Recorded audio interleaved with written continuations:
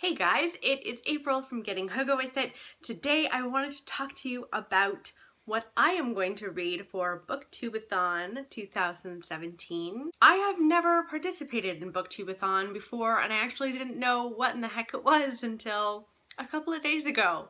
And then I got extremely excited and immediately had to figure out what in the world I was going to read for it. So if you don't know, BookTubeAthon is essentially where people on BookTube get together and kind of just embrace reading together as a group. It was created by Ariel Bissett, and this year BookTubeAthon is taking place from July 24th until July 30th. So it starts on the Monday and I think it ends on the Sunday to give you a week. And I wanted to discuss what I'm planning on reading for it. Let's get into it.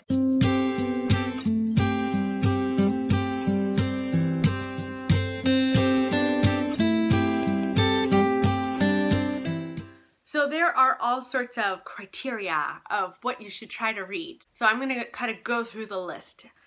Number 1, read a book with a person on the cover. For this, I am choosing The Undertaking by Audrey McGee. This is an interesting insider's look on what it would have been like being a German, like an everyday German in World War II. This follows a couple that actually get married very, very quickly. They actually agree to marry before they've even met, and they meet each other, and luckily for them, they actually get along really well.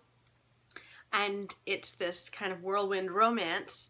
However, he goes back on the front, and she is just existing as a regular German during World War II. And as things kind of fall apart at the end of World War II, their family begins to fall apart. This is meant to be really, really good, and it's about what it would have been like to be a German who was unashamedly part of the Nazi Party and what that kind of life would have been like. This was up for the Bailey's Women's Prize, and I'm just so excited to read this. It is a short one. It's only like, it's like 250-ish pages, which is, I think, perfect for a BookTubeAthon. Number 2, read a hyped book. Now, I'm cheating a tiny bit with this because I am currently reading this on audiobook, but it's a longer book. So I'm reading the Ellis Network right now and just loving it. Oh my gosh, guys, this is kind of a spy novel, and it takes place in 2 different time periods. During World War I and just after World War II has ended. And in World War I, we are following our main character, who is a female spy for England. And she is spying on Germans, and her life is at risk at all moments. It is such a gripping storyline. And then we are following another storyline, and of course these all interweave as they do. But this other storyline takes place just after World War II has ended, and this young girl, I think she's 19 or something, she is pregnant. Her parents are very upset with her and want her to go and have an abortion. And she is obviously dealing with that, but she's also really struggling because her cousin Rose has gone missing during World War II and her family has never been able to find her, and she cannot live in this world without knowing what happened to Rose. And she's hoping that she'll find her cousin alive. It is such a fun book. Of course, this is incredibly hyped. Reese Witherspoon has already bought the rights to this book so that she can turn it into a movie, which I think would be amazing. This is like action-packed historical fiction, and I'm loving it. So I'm hoping to finish that during BookTubeAthon. Number 3, finish a book in one day. For this, I am choosing Milk and Honey. This is a poetry collection. I believe it's a bit of a feminist poetry collection, and my coworker lent me this, oh my gosh, it must be 4 months ago, and I never read it.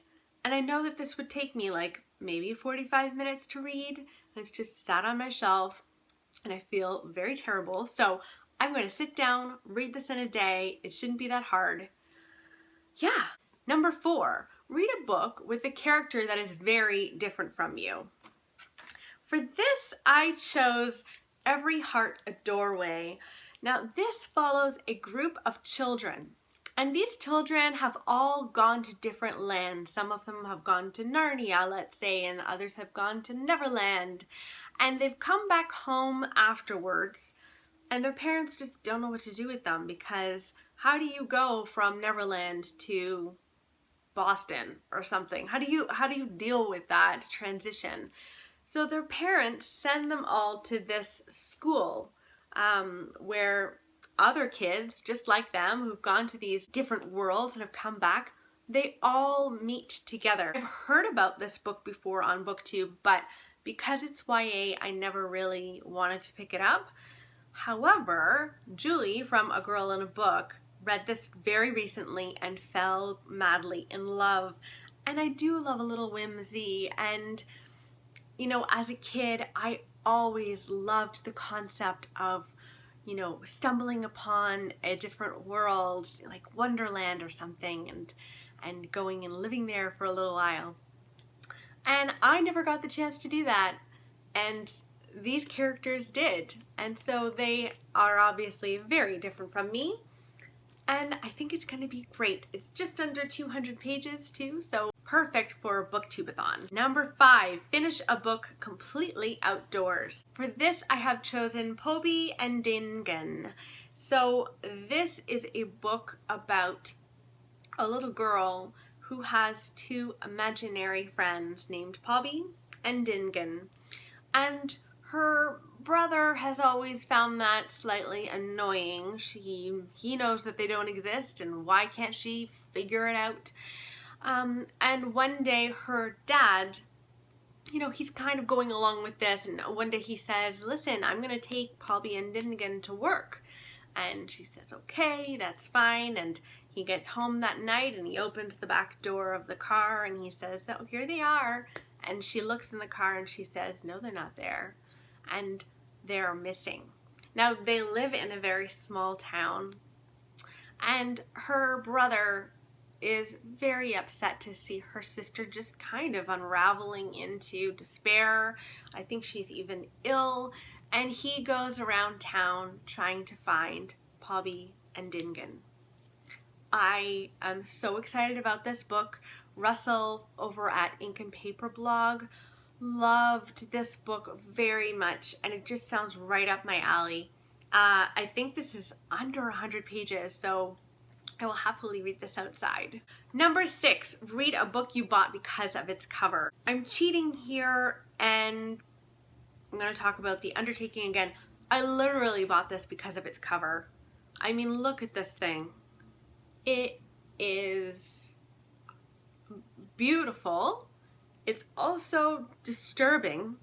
I don't even know what to make of this cover. This is one of my favorite covers that I have on my shelves. It looks so good, and you know, I feel like I have a lot of kind of more uplifting, maybe a little heartwarming books on my TBR for this BookTubeAthon, and this book looks like it's going to be difficult and a little bit raw, so I am very much looking forward to it. Now, the 7th challenge is to read 7 books, and I just can't. Not in one week, and not with working full-time as well as doing this, so I think I'm just gonna stick to the other challenges.